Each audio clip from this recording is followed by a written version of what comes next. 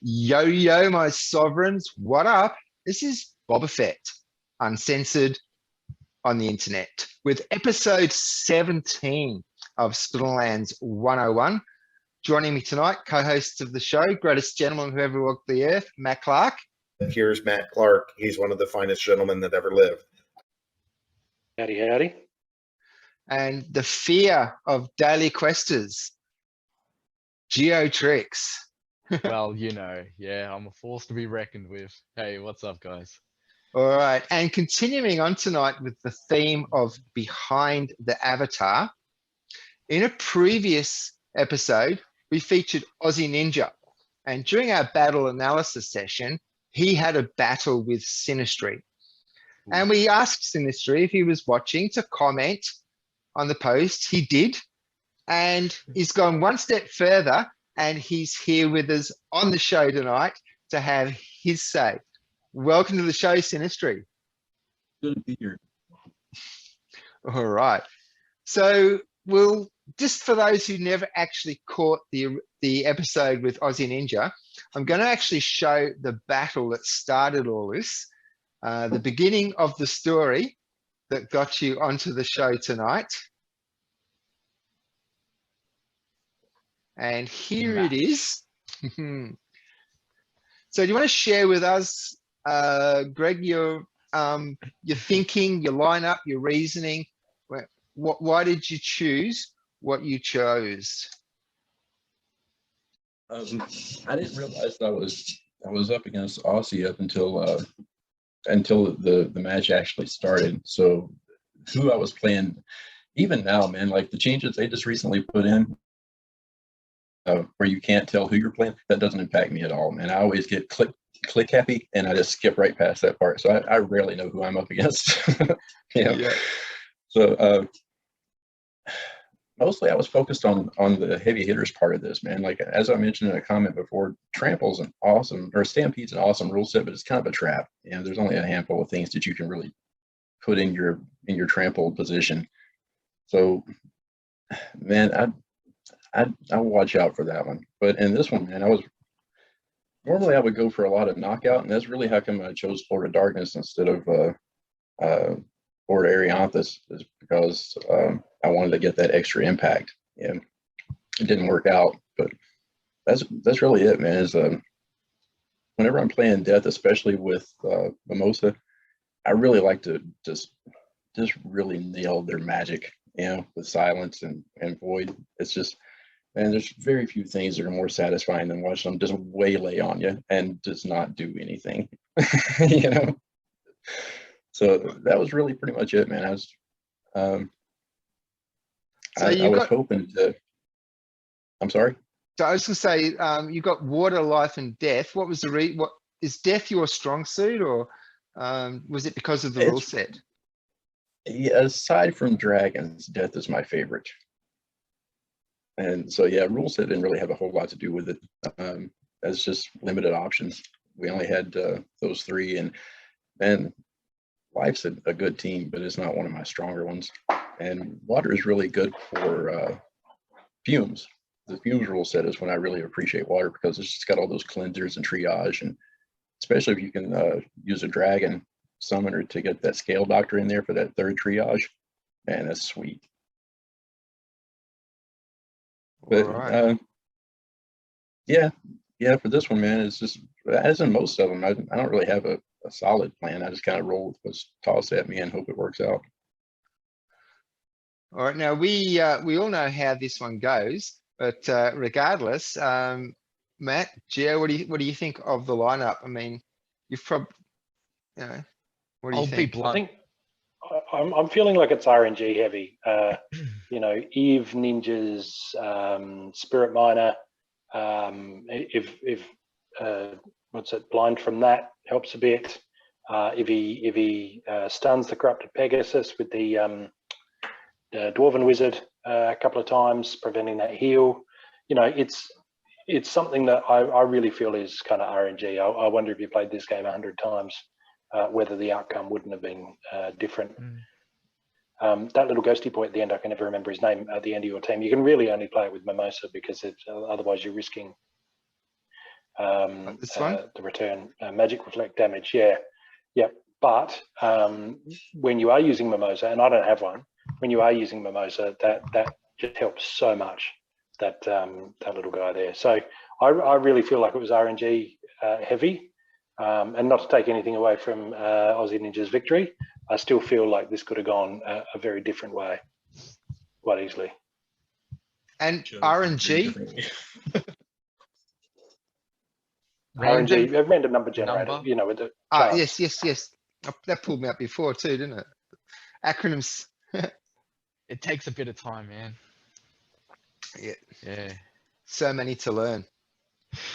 Right. Anything else on this screen you want to share before we play it out, Greg? And just to point out that Fallen Spectre, man, with Mimosa, and especially since that the new rule set, the Equalizer, but Mimosa really just changed that card, man. And just putting it out there for everybody is like, man, these cards, they evolve. You know, you just never know, man. I think I picked that little guy up for like a couple of bucks a piece, you know, to max him out. And I don't know what it's worth now, man, but it changes the entire death team when it can stand up and not have that one little health point kind of ruin it right out of the gate, because it's got a lot of speed too, man. So like most of the time that gets to just basically kill itself at the beginning of the match. You know? So that's really one of my favorite cards for death. All right. All right, so let's play this out then for the viewers. What's sound on or not? Look at all those abilities stacked I against know. Aussie Ninja, yeah? Like, just off of that alone, how hard you've countered him, I wouldn't, expect that he had any chance, to be fair. Yeah, multi-silence I against an honestly- Alric team.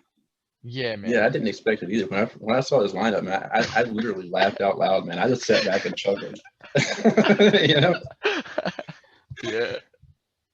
I mean, till one, two, about six. I You think got it was six. either right here or maybe this in the next round is when everything just kind of fell apart for me, and This I is when realized you that knew. things just wasn't going to work out the way I thought. But Man, that corrupted Pegasus, isn't it?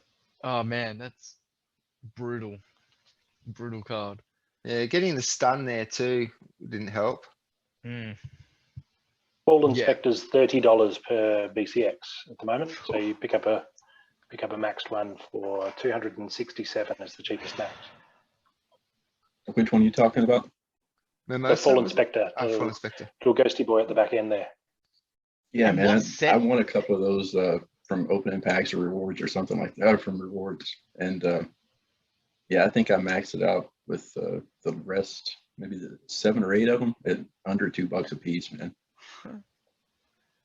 What set is that from? I believe it's the It's a reward it's a card. reward card. Okay.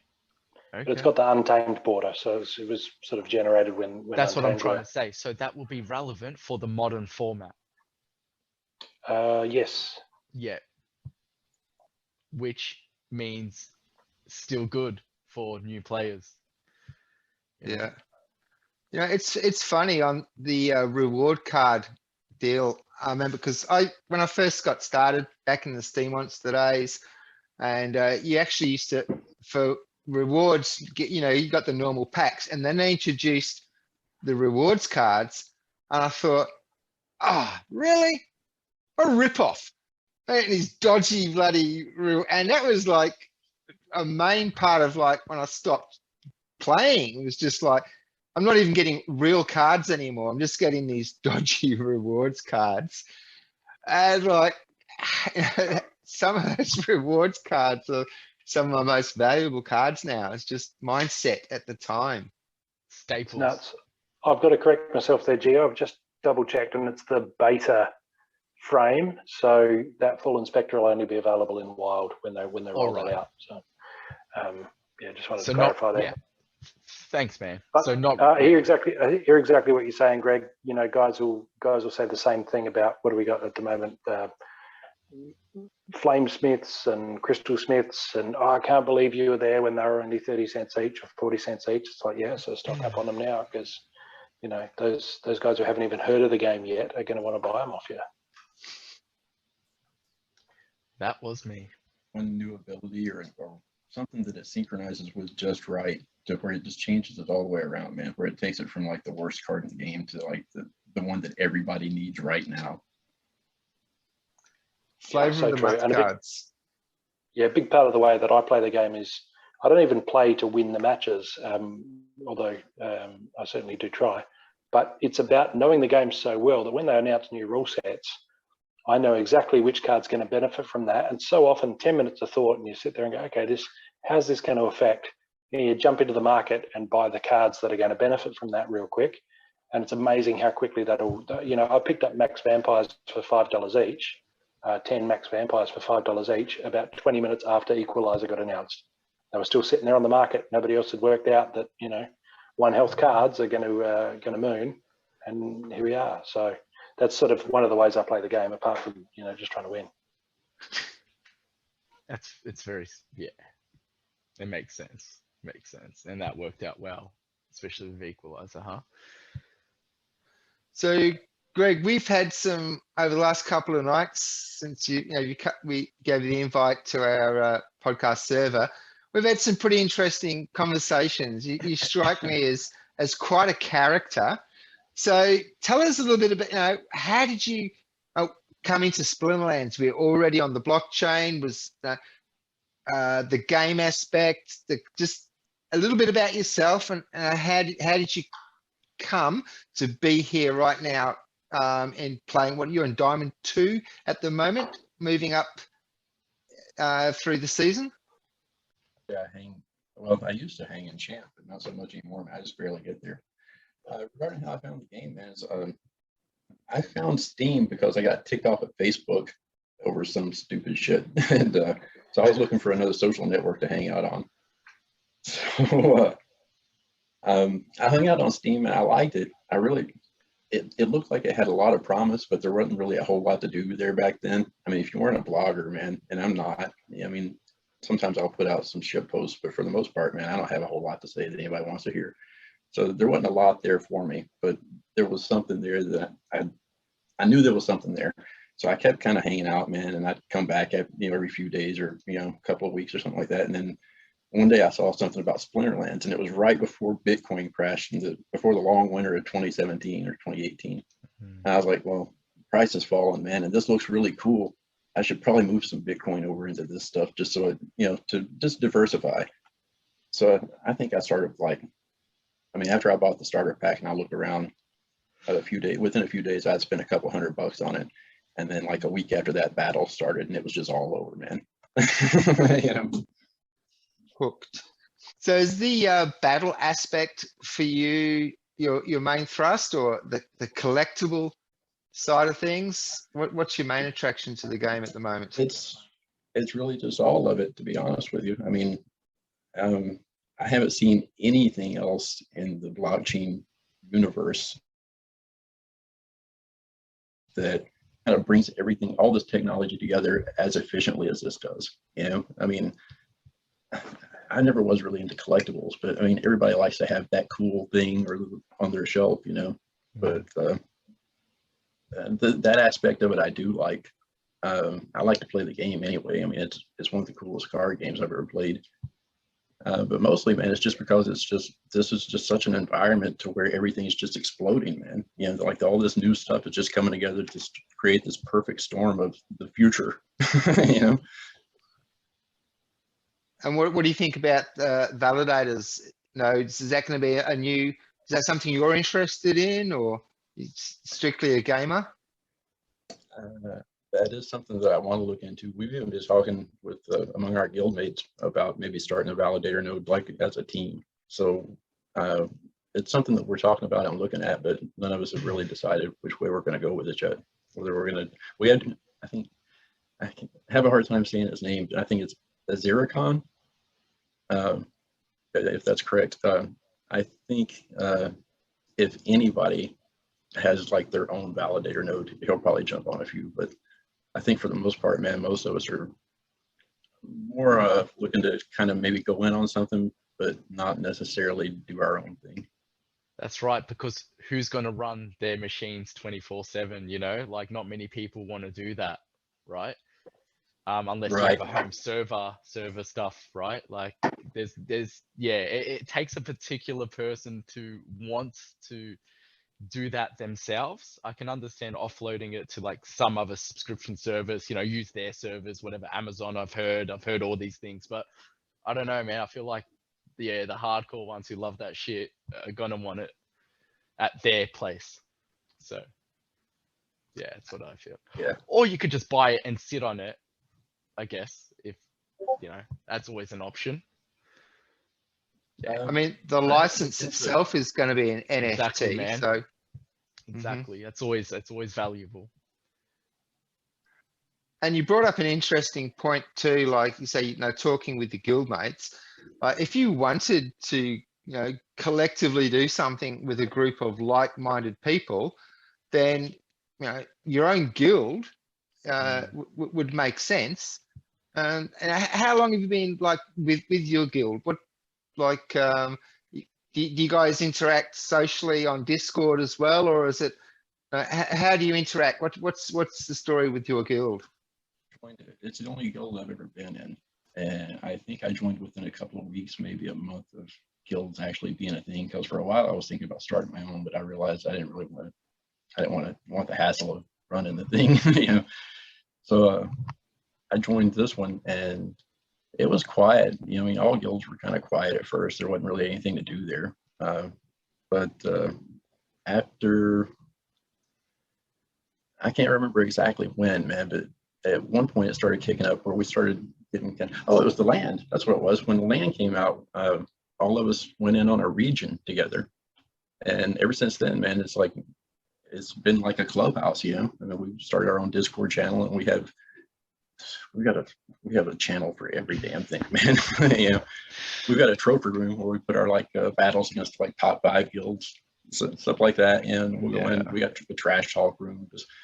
It's just a big clubhouse, man. It's really one of the more fun aspects of the game. I would, like I said, I don't have experience with other guilds, but I wouldn't be surprised if we're one of the more active guilds as far as, you know, just interacting with each other outside the game. And you want to give your guild a plug? What's your guild called? Oh, Shield of Glory. Shield of Glory. Yeah. All right. I think You guys would be up there, huh? Yeah, yesterday we were number 4. I think we've hit number 1 once or twice, but I think we stay pretty consistently in the top 5 now. Yeah, that's cool. That's nothing to scoff at. And as far as like guild interactions go, you mentioned earlier you have like some views, some ideas, some things to share, like what the direction that guilds could go. Did you want to share some of that with us, Greg? Yeah, I didn't want to get into too much detail about what I've got in mind, but the gist of it, man, is like there's really no reason why we can't set these up to parallel like professional sports teams. You know, I mean, obviously there's not going to be such a demand that we're going to have the numbers that professional sports have, but man, everybody likes to hang out with winners. You know, everybody likes to have a good group of people to laugh and cut up with, man. And there's no reason why we can't have like microcosms of a professional situation like that in this environment. So I'd like to find a way to monetize guilds, man. I'd like for our guild to actually be a business that we all work with and for. Okay, That's real large scale. Yeah, I'd like to see that as well. The more importance put on guilds and, you know, the esports, which they are looking into, right? Like Weirdbeard's on it. He's one guy who's like really on top of that. And so I see it. Yeah, I see all of this growing, guilds, tournaments, everything, which will bring more relevance and importance and maybe more avenues to do something new, creative, like make a business out of guilds and clans. I think that's a really good way of thinking about it too. Guilds as a business that you're all working for and have ownership stake in. Shield of Glory is currently ranked number 3, and they have a 100% Frey fill rate, which is just nuts. So everyone rocks up. That's dedication. Yeah, that's my my guild Roaring 20s, we're 12th, and I didn't click on the guild fray fill rate, but it's not that. What are we? We're 83%, and our average ranking is 5th. But we're 5th in, I'm guessing, tier 2 brawls. You guys are probably tier 3. But I think the point that I really wanted to make was I understand that there's a really good chance that guild membership will confer benefits to landholders. So there's already going to be that crossover there, which means that you guys are essentially, you've got the communication in place, you've got the land in place that you're all sharing and divvying up however you're going to do that, and whatever benefits that a guild confers on landowners is going to be falling in your laps too. I just think that's a really good way to look at it both as a game and as a business. I really like that business idea. We own it and we work for it. It's a good goal. Yeah, everybody seems to be getting on board with it, man. Like I said, the whole going in to buy a region thing, that really kind of solidified it, man. You're in. Geo mentioned we want control of the whole region. We want our guild. I mean, we're not really sure how it's going to pan out yet, and if it's even going to matter, but it may. You know, It could build up to be. You know. Yeah. Geo mentioned Weirdbeard earlier. I mean, I've seen him on the AMAs talking and so forth, but like, is he approachable? Like, does he have a contact? Is he someone that you could reach out to with your idea? Or I don't know myself, or does anyone? I actually did reach out to him about 3 days ago. It was the same night that I reached out to Matt. I hit him up in general chat and asked him if I could DM him and kind of gave him a rundown of what it was and sent him a link. And he said it would probably be a week or two before he could really look at it and respond. But yeah, he has it now. Excellent. So Excellent. like I said, it's rough, man, but it is technically a white paper, you know. And it was only about an hour before then that I was watching the town hall where Weirdbeard said he was switching his focus from tournaments to looking at guilds and how all that comes together.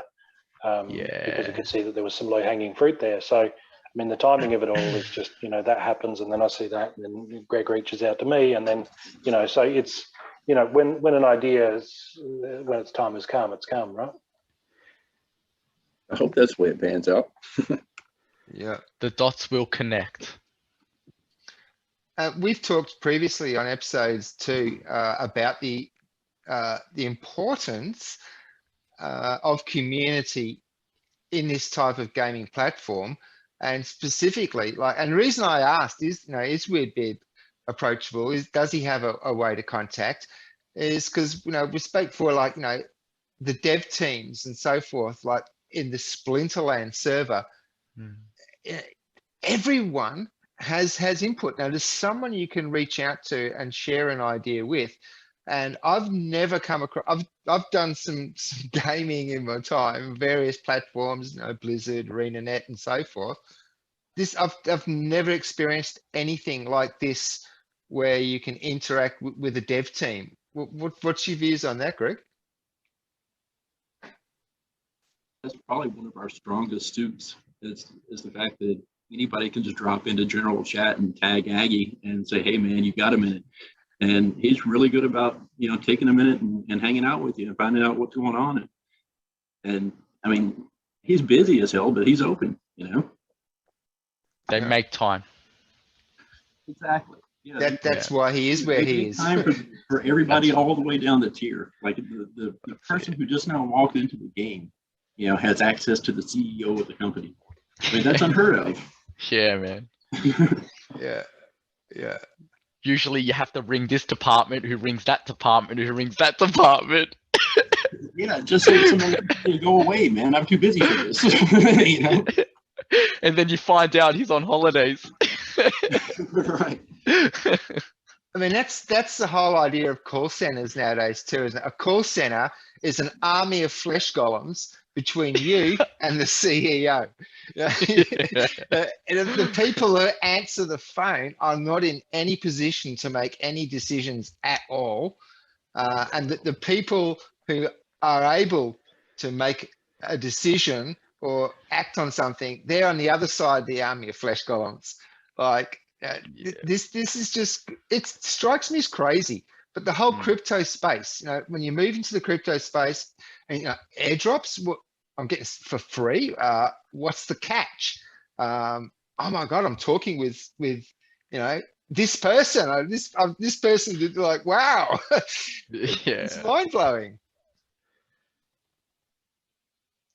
Yep. Disintegrate the middlemen. There's no Yeah. need for it. No need for it anymore. So is that what's happening to my groupies? The flesh columns are turning them all away. Well, I'm gonna have to have a team meeting. You guys, come on. Just one mat, Yeah. hundreds and thousands of flesh golems Keep preaching the to the riffraff choir. away, but the groupies, the Splinterlands groupies, they can team meeting. So Matt, if I was to ring your company, one of the flesh golems answered the phone, how would that conversation go? Just a lot of grunting.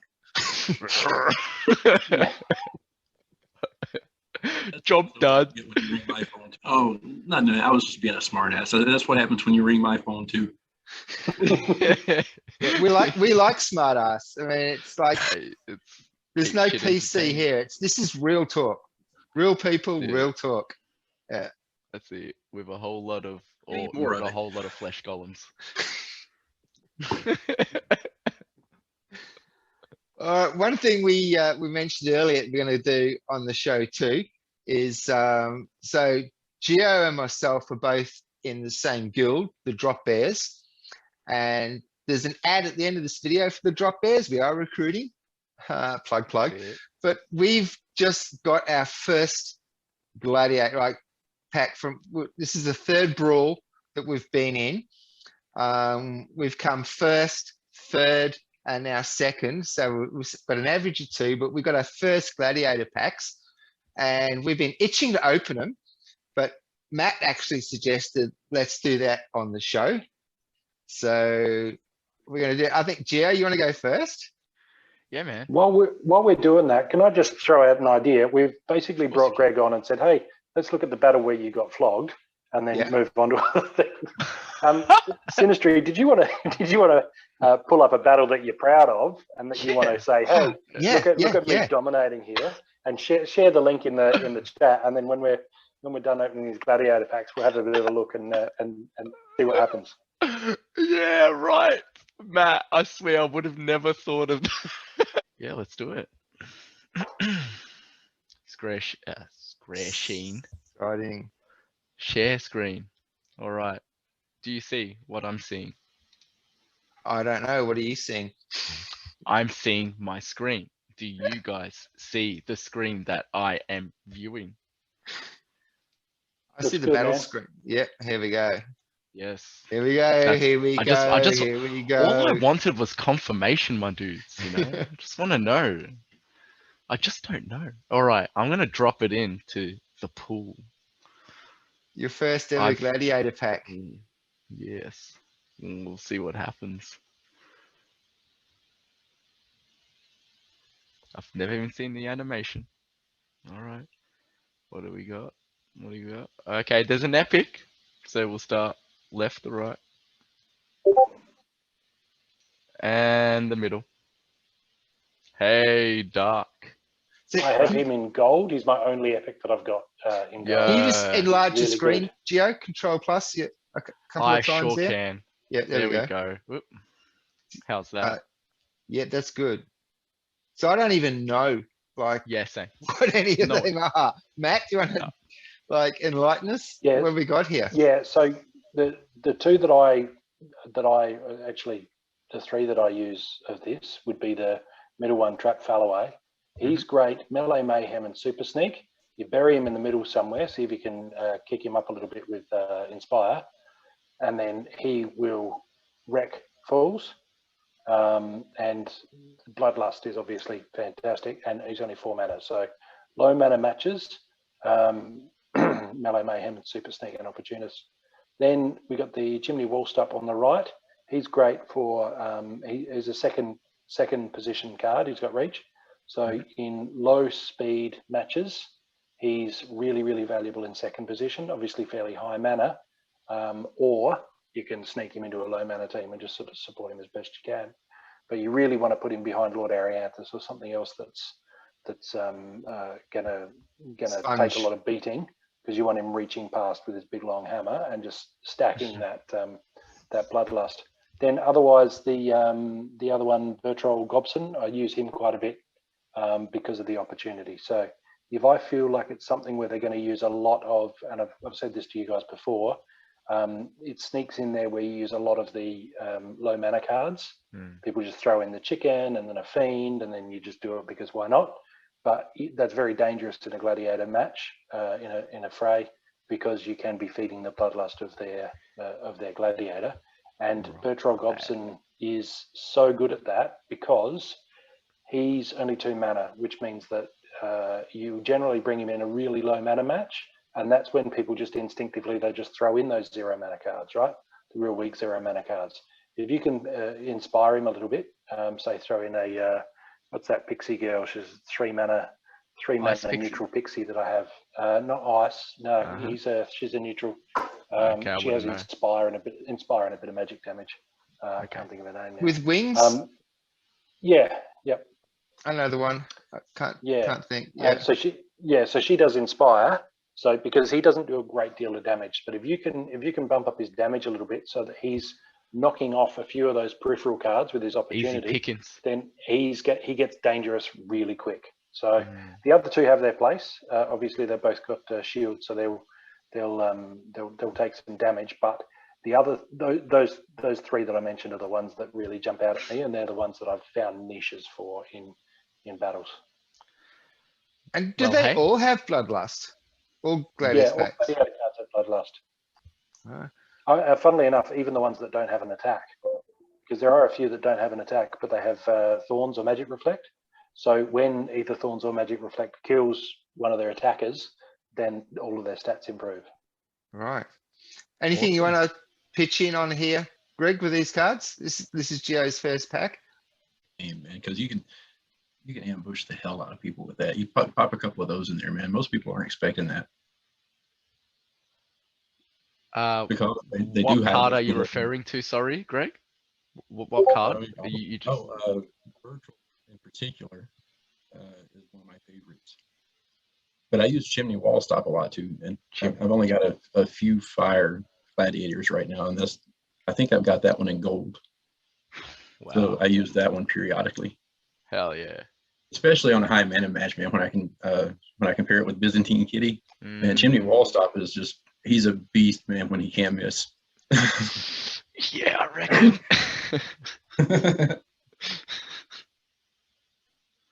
But, well, Trap I don't have yet, I don't think. I don't have any experience with that one, but all the rest of those I've got at least a level 1 of. I think I've got level 2 of all those, except for, like I said, Chimney Wall Stop and Hugo's Strong Sword. I think I've got that one in gold also, so it's a level 3. Man, How you're many stunning on us. Gladius cards have you got, Greg? Hang on, let me check real quick. I've been opening packs. We've got a couple of guys in our guild that have been like holding out for the bloodstones and the potions before they open anything. Yeah, smart. And more power to them, man. You know, I can't hold on to packs like that, man. I've got to know what's in there. Yeah. Let's see. I got 1, 2. 1, 2, 3. You've been counting for a while, Greg. It's quite a handicap. Like, it is a handicap. If you're in like high level frays and you don't have gladiators and the other guy does, that is a massive handicap, right? If you can still win, then yeah, I think you deserve to hang on and get the golds and the legendaries. I only have 1 legendary gladiator, Flagellon Rain, but she pairs real well with Ruler of the Seas. They do a lot of damage. I don't have anything. I don't even think I've got an epic gladiator yet. No legendaries, no epics. All right, so your first pack opening. So was it excited there, Gio? Yeah, look, I'm happy with what I got. Matt and Sinistry said, there was a few good ones. So yeah, I'm quite happy with that. Now, I think we should move on to yours. Actually, I want to see this battle that Greg's got lined up for us. All right. I thought he'd actually pick one where he was flogging Aussie Ninja, but He's going for the gentleman approach. If I've played him in the last few days, man, with the holidays and everything, I haven't really had time to play like I usually do. So I was really just looking for a battle that highlights the stuff that I really dig about the game, especially like the newer changes that came through and the newer abilities. All right, so talk us through this. What's happening? Dude, man, I preach the gospel of speed. If you can't hit me, you can't kill me. Yeah, and when they brought out backfire, that just changed my whole world. Yeah, like this one doesn't highlight it quite as well, but I've actually had a game, man, where I didn't even lose a divine shield because of backfire. So that's what I wanted to highlight here, man. And no sneak and no snipe as well. I hate that actually, because I like a bit of snipe occasionally. Yeah. Builds like this piss off everybody. Yep. Chaos Agent, man, especially with Equalizer. Done now. Oh, You're done yeah. now. But yeah, that's really it, man. It's like dodge is one of my favorite abilities. It's been around since like day one, and it's still every bit as useful. And then they came out with Blindness, which I don't know if that was a reward card, right? When Blindness came out, or is there something from the original alpha or beta packs that have it? I don't recall. Matt, But the dodge and Blindness, and I'm sorry. I was just going to say, like with your question there, like that would be a Matt question. Yeah, I think Spirit Miner was the first time I saw blind. There might have been a spider, perhaps, even going back a little bit further, but I'd say it was Untamed. I reckon Untamed was the first we saw of blind. I like this lineup here. I like that you've put a lot of faith in Chaos Agent. Obviously, you're getting your speed and True Shot from Kitty, as well as Tank Heal, which is obviously massive. But 4 health is not a great deal. And I realise you got a phase there that means there's a chance of missing magic attacks. But I mean, if he got taken out, I don't know. It just feels like you've put a lot of faith in him not being taken out early, especially with Blast. I do love the way you've played Black Dragon here, because Blast and Life Leech, particularly Magic Life Leech, they go together absolutely beautifully. And that's where I love to use Bill of the Radiant and Black Dragon together, particularly if it's a no heal match, because it's a great way to stack life.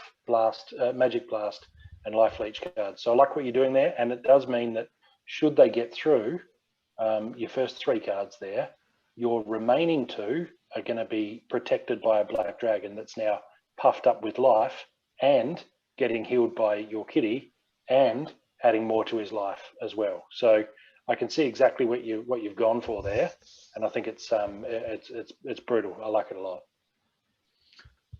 I'm actually very surprised with the really well together too. Sorry, go on, Greg. I was just saying, just to follow up on what you were saying about Black Dragon, Blindness and Fly go really well together too, especially when you get that speed boost from Kitty. I was really surprised that your opponent there has gone with the Silver Shield Sheriff, considering how much mana he costs in a 25 mana match. And of course, it's a snipe card, but he can't snipe. Is someone seeing something I'm not seeing for that card to be used there? Well, he's still able to attack the first monster on the opponent's side. Yeah, very high damage. Yeah. And that's protection. Protection's worth having. That's right. I really like what you're doing. He might be trying to do his Snipe Quest as well. True. And he's just going, I'll put in a Snipe card. Yeah, because you still get it, even though you can't snipe, you still That's right, yeah. get it. Yeah, the quest. Hey, who loves the changes? I'm so sorry for cutting you all off. The latest changes, right? So even if you choose a team and your opponent forfeits, you still get the quest added to it. Like let's say Snipe, Death, whatever, it still adds to that. Before they changed something back in the early days too, man. I think there was an issue with didn't they have to change something about how the keys were used? And there was a little box that you could check in settings, man, that would dictate whether or not you could have that option, but it seems like it left you vulnerable somehow. Like I think maybe somebody that was running the bot could see your battle history or something. I don't remember what it was exactly, but that's not completely new. That's just something that came back.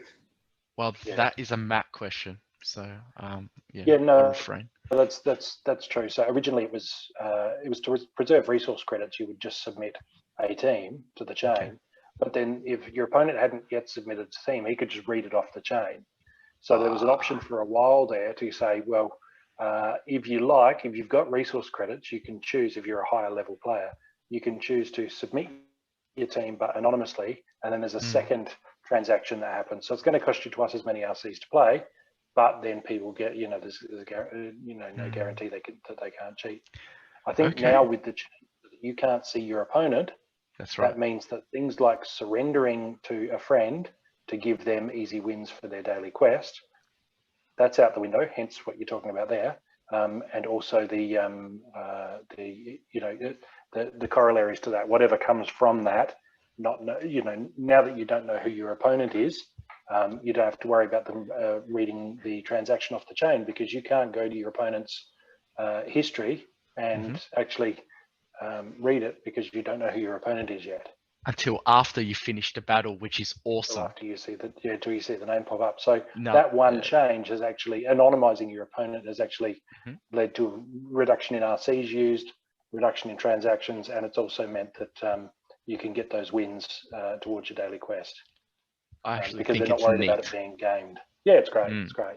It's I'm neat. looking forward to seeing how this plays out, but I really feel like this reminds me a lot of the way I use ant miners as a roadblock in the middle of some of my fire teams, because by the time they get from the middle to the front, they've loaded up on life, right? In that case, it's scavenger, but with blast and magic, that life leech is that black dragon's going to be absolutely brutal when he's really fast, too hard to hit, and the kitty's healing him up, because the kitty's healing him up for a third of his life, and his life is going to be a whole lot more by the time he gets to the front. So this is a beautiful team. Congrats. Yeah, it's his overkill. Like, you got 3 swift, you got 2 slows, plus 2 speed on kitty. Dude, that's like, what, 7? Like, if you want to add up speed, plus the minusing speed of your opponent, dude, like, I think it's this 7. this is insane. This is And broken. You'd need that speed advantage too, because like your Silver Shield Sheriff can take out your Chaos Agent, both speed 4. He's hitting for 4. He's only got 4 life, but yeah, Kitty's +2. He's going to be pretty hard to hit. He's going to be real hard to hit. Yeah, and also Dragon strengthens, so like Sheriff's not going to take him out in a single strike. Yes. Yes. But yeah, man, really highlights everything I love about it, man. Phase was a game changer for me, and Backfire. So I mean, everything I love about the game is in here, with the exception, I think, of Force Field. If I had a Force Field in here, man, I'd have my whole lineup. All right. Sorry about that. Let's see how this goes. That's right. Being daddy, you got responsibilities. This is real life, man. This is real life. It's real. It's real. All right. Oh man, look at those buffs. Also, man, just a little tip. I don't know if you guys have had the experience or not, but if you crank that up to 3 and you get a lot of backfire and dodge going on, man, it breaks the game. I mean, it's just pure chaos, man. Things just explode. 11 for Assassin Ninja. 11 speed. I've never even seen that. Oh, you should see it when she's enraged, dude. Yeah. That's the backfire. I've seen teams this intimidating with Sinistry written there, but normally it's my name at the bottom. So this is a real nice reprieve. Shit. 11, yeah. I do throw it off, man. Like I said, people in my guild get pissed off when they hit some shit like this.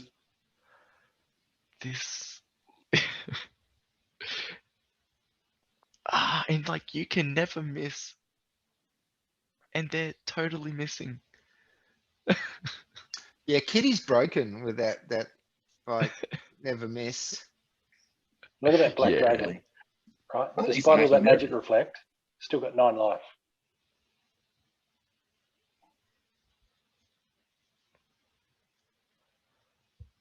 people said Lord Arianthus was broken too when he first came out, man. It's like the only thing that I've ever seen that was actually broken was Prince Ren and Prince Julian. I think they had to revamp those. But for the most part, man, it's like there's a way to beat them. Man, There is. a little guy now that's got Opportunist and True Strike, and he's only like 2 or 3 mana, and he ruins this build. I mean, just straight ruins it. Well, that's why I'm quite happy they're splitting the formats, right? So now we don't have to verse people like you, Sinistry, with 11 fucking speed and whatever else. So you know what I mean? And Chaos Mage, he made it right to the Yeah. end. Yeah. That was in fact, that was a flawless victory. You never Yes. lost a single card. No. Hey, kudos. Well done. No, I can see why you picked that one. Yeah. Yeah. That is kudos. Yeah, definitely. Yeah, that's really one of it. I don't know if there's a name for it yet, but I call it the chaos meta. Now we could continue this chain along and invite your opponent on to the show, but you killed him. He's dead now. You can't actually come on. Actually, Imposter, man, he embarrassed gives me a to run for come my on. money. Imposter is one of those names that I do recognize from time to time, man. He gives me a run for my money. Oh, so he's Fair still enough. playing after that game. Well, that was a couple of days ago. I think it might have been yesterday. Have you checked the market to see if for his cards? Or- Maybe I should hit him up in DM and offer him a deal. That like, I love it. yeah. Yeah, Look- that's pretty new to me. Yeah, to that severity, to that degree. You know, yeah, I do things on a smaller scale. Yeah, you know, everyone likes a bit of speed here and there, but but that's yeah, that's like Hitler's crack. That's next level. Yeah. Yeah, it's a patch of a build. Catch But me like I if said, you there are- can. But there's a downside to it too, because like if I'm using Byzantine Kitty, that means somebody else has access to it. So really, I find that's most useful, and oddly enough, man, relatively low mana matches. You can sneak in, especially if you're using life, and you can sneak in that 0 extra speed. I mean, I can do that build with like 12 or 13 mana, and as long as nobody has True Strike, I'm golden. Man, that's yeah, deadly. That's So, all I got 'cause to say. Kitty's 8 mana, yeah? Is that right? 7. 7. Yeah. But I was using fire, man, so all my speed and slows were coming from like mostly 3 mana cards, 3+ mana cards. Mm. But when, like I said, you know, Earth has that little 1 mana guy that has Inspire and Swiftness. Life has at least the 0 one, but Are you talking about the fiends? yes, the Fiends, Yeah. that little Soul Fiend in Life. The 0 mana? Max level. Yeah, From- 0 mana, and it gets Swiftness at Yeah. its peak. Or from the latest pack from And also Life, Chaos Legion? I think the little Silver Shield thing with Cleanse, I think it also gets Swiftness, right? It's a 1 level or a 1 mana card. Yeah, she's Swiftness and Cleanse. I use her all the time. Yeah. Yeah, 1 mana card. I can't think. It's Bard, Silver Shield Bard, I think. Yes. Oh, I Yeah, actually bought I her. got her in gold real early. I use her constantly. I got her on 1. I just got 1 of her. Just 1. Just 1. Yeah, no, that was a great match. That was really satisfying to see. Yeah, that really puts a perspective on like champion sort of level. You know. Yeah, I was just looking at Silver Shield Sheriff and thinking, oh, I don't know how long Chaos Agent's gonna last. Because like a lot of your buffs at like, you know, like, and like you mentioned, the speed, I didn't know that. I didn't have the game knowledge at that level to anticipate that. So awesome to watch. Absolutely awesome to watch. I think it's 10, right? It's like if you can get a difference of more than 10, then they just can't touch you. So if you're a 1 speed shooting at an 11 speed, unless it's magic and they don't have phase, you're just never going to hit. Yeah, And then you throw blindness on top of that, you know? I mean, Yeah. God, it's brutal. It's cruel, really. It should be a war crime. yeah. But the only thing I can say, I'm just watching that match again, and it's only dragon and life available too. So there's definitely some limitation there, and there's stuff that you know your opponent's not going to play. So I've just been thinking, what would I, with perfect knowledge of what you'd done, what would I have, countered that? Counter. And the Shall only we bring thing the that really game up jumps out again, to Matt? me- No, it's okay. Well, I mean, anyone watching that can rewind if they want to, but rewind. Clearly, I'm in my 40s. Click back a few minutes. The only thing, if Earth were available, I'm looking there and thinking, how would a Llama Cube have gone? Because I'm not sure if you're doing the damage output to knock over a cube there. And obviously, you weren't coming up against Earth, so you may have played things differently if Earth was available. But 25 is just enough, particularly when so. A couple of times when I think Llama Cube when I see Blast, because a big part of the strategy is you can put things behind the cube and know that they're going to get killed.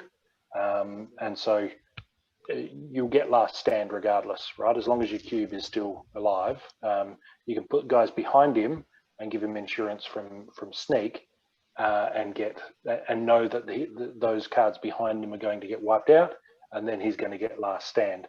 That and Fog of War is similar. You know that if you put your cube last, he's going to be getting last stand. So when I see Blast and Fog of War, I'm thinking Llama Cube. 25 mana is just enough to really feed him a lot of the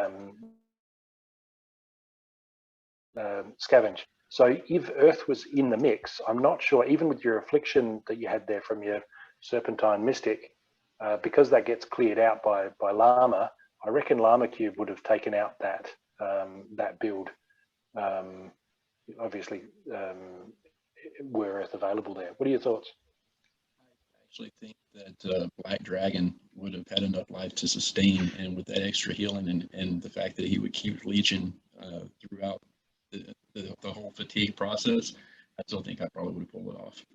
Yeah, I've had Black Dragon up to some ridiculous health points before, like that. That's definitely valid. Obviously, he's only leeching from one cube, only from one victim for most of that time. But like you say, the amount that he's, especially if he wasn't taking any damage beforehand, if it didn't have magic reflect from, say, a failed summoner or something like that, then yeah, I don't know. It's a shame we can't run it and see, but that's a really good point. Fun to think about. I'm almost positive that I've taken out a Llama combo of something like that. It might have just been a mercenary though, but it had healing. Yeah. So I mean, Kitty and Black Dragon are a combo. Most people, I mean, it took me a long time to realize how powerful it was. Black Dragon was one of those, man, I liked it a lot, but I couldn't really use it a whole lot because I had such low health. But then, Kitty came along. Kitty changed the game for me in a lot of ways, man. It turned Frost Giant into an entirely different beast. It's my favorite summoner. Yeah, and heal is uncapped, right? So if you can get him up to 33, then he's healing for 11 every round. Kitty's healing him for 11 every round. It's not like anyone's hitting him. So, no, definitely a good take home. I wish I'd bought a Kitty. Yeah, you're still happy that you got played it in at the Diamond? last second. Yeah?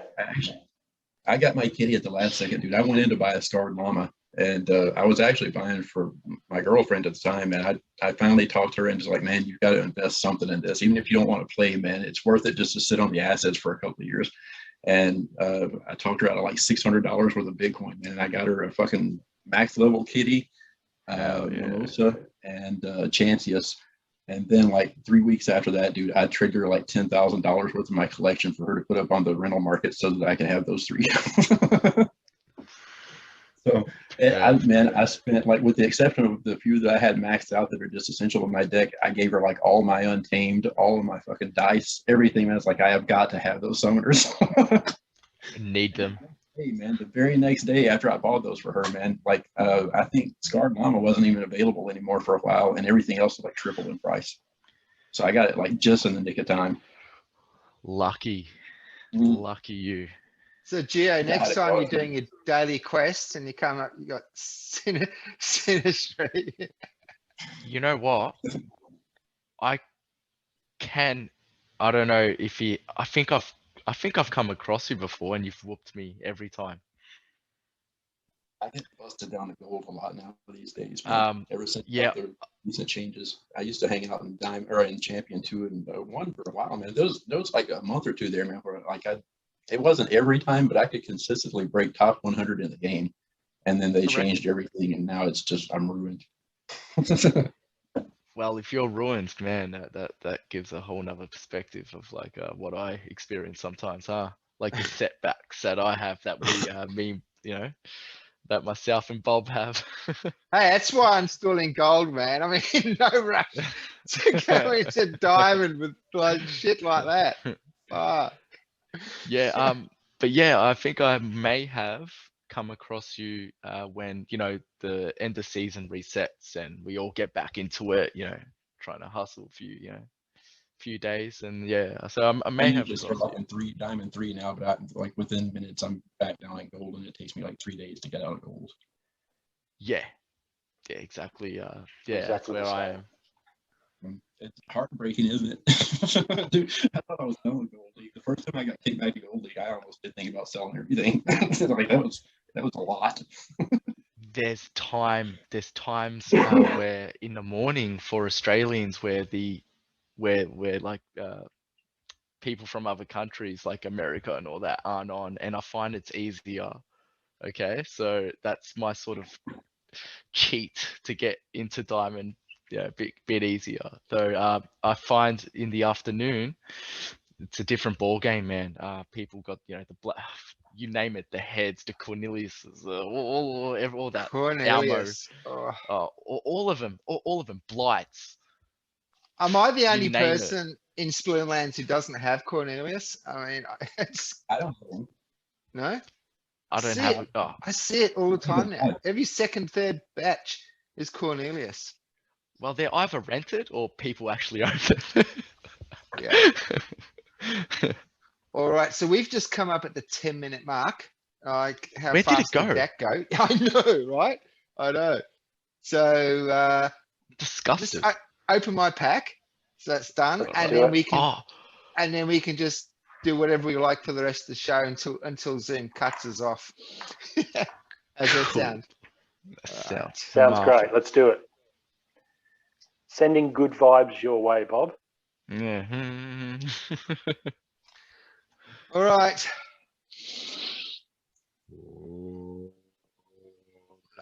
That's just gonna ninja.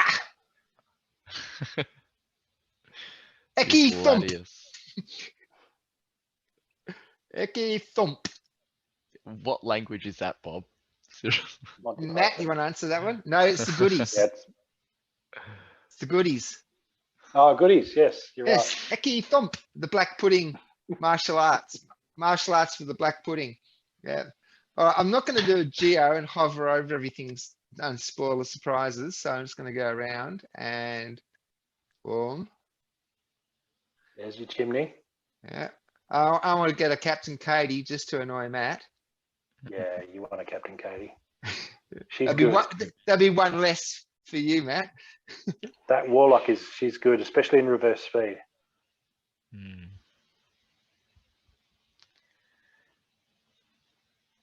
No, I didn't get an epic or anything, but I got a rare. Yeah. All right. So what have I got there, Matt? Well, yeah, so not a lot. I mean, reverse speed, you covered pretty much most splinters now. Congratulations. I got the shin but- pile, did I? Yeah, kind of do. Yeah. And, yeah. Yeah, I do like. Look, I like that witch of Eastwick, Warwick. Sorry, particularly in reverse speed. So she's life leeching. If she's also hurting them with two magic damage. If she's also killing them, then she's getting bloodlust and life leech. So she can turn into an absolute beast. You just need to keep her alive long enough, right? So she's only got 2 health.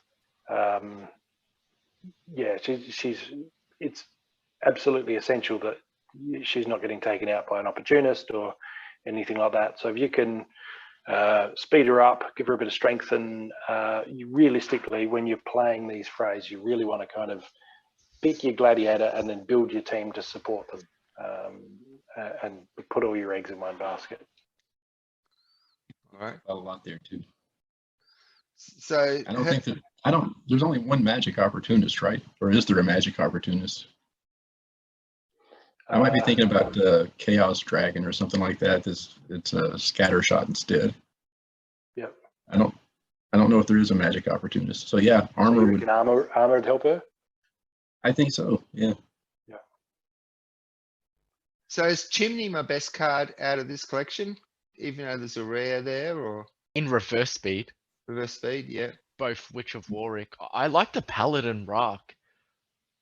I don't know why, Yeah. but even for like reverse speed, like look, for 7 mana, it's got 12 HP. It's got 3 melee, 2 speed. So if you were to use like, could you use this with Tarsa? Let's say.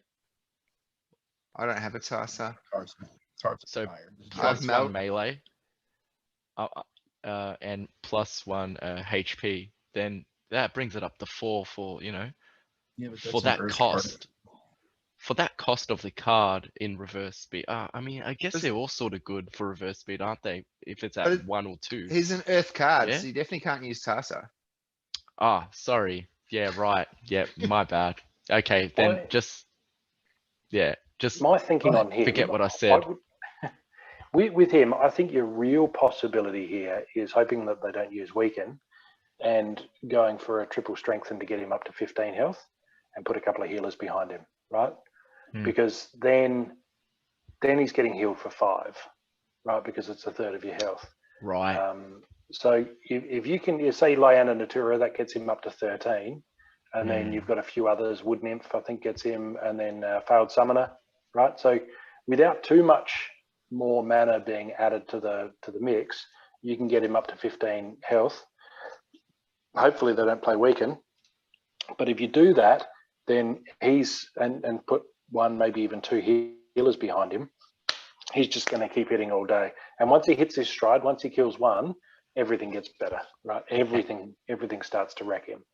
But again, you can't be sure that, he'd be beaten easily by a Captain Katie with somebody with repair, right? So you got a white team, a life team with just any old person in front, with Captain Katie behind taking out his support guys and a repair somewhere, an armor smith or something like that. So it's got to be the right sort of deal. But I think the best, that's what I'd be looking for with him, is try to stack strengthen and then strengthen and heal and just let him do all the work. Heal and Queen Mycelia for the armor, maybe, does Earth have a repair of its own? I'm not sure. Maybe a yeah, there's a 1 mana the Pony Epona. She's got repair. and even like a hot Good luck getting your hands on one of those. She's like one of the most valuable cards in the Splinter now. Oh, really? She's gone through the roof. and I would pair that with the Spirit of the Forest, man, to get a little bit of armor in there too. Spirit of the Forest. I love Spirit of the That's Forest. Yeah. And on that, we're going to get reach the end of our Zoom limit pretty soon. So what an action pack show tonight. We got the mystery. We actually maybe we could have a competition, get someone to draw what they think Sinistry looks like based on his demeanor and the voice. I like Even the accent. Where is he from? We run a competition. It honestly had my mind, wondering like, who is this? Maybe he is in there. He's just like shrouded into the black sort of background. The ninja sort of like right at the ready to strike at 11 speed. Come out at you. So, speaking of competitions, just a reminder to the viewers: every week we do encourage engagement. We love engagement. This is why Sinistry's on the show. He actually commented and engaged with us. So, as a consequence of that, every single week, a commenter who generates the most engagement from their comment will receive 10% of the post rewards. If you have a battle that you'd like to share, drop the link in the comments and we'll talk about it, just as we've talked about battles tonight. And if you'd like to be a guest on the show, comment below. Any wrapping words, Sinistry? Oh no, man, just I had a blast, man. I wish I could have got my camera to work a little bit, but other than that, man, this has been awesome. All right, any You guys are a great group to hang out with. Any self Likewise, promo man. or anything? So obviously people can check you out on the hot blockchain at Sinistry, but anything you want to like self promo before we get cut off? Kind of, sort of, man. We just recently started a Hive account for our Shield of Glory guild, and we've been trying to put some stuff over there just brawl reports and swing by and check it out, man. Let us know what we can do to make it more interesting. All right, I'll drop the link below. Okay. Awesome. All right, any wrap ups? Okay. Matt, Yeah, Geo? dude. Yeah, sure. Yeah, man, it was a pleasure having you on. And like, hey, you not revealing yourself just leaves more for next time, So, and I think definitely should be a next time because, like obviously we fill time in so easily. Whereas if we just kept it ongoing, I think we could have gone on for a lot longer than even this. So yeah, man, just a pleasure. Well, another Yeah. thought too with Speed 11, maybe he is there. We just can't see him. It's just too fast. For This us. whole show only took him 4 minutes. Look, Great to have you on, man. Thanks for taking a chance and just sort of, engaging and jumping in on it. And that's what it's all about. And, I look forward to seeing your name on my screen again in future, now that I know all your tricks. Skip to results. Seriously. Skip, damn it. I'll just surrender. You can have the win. All right. So, another episode. Join us next week for more fun and blast. I'm Boba Fett. Peace out.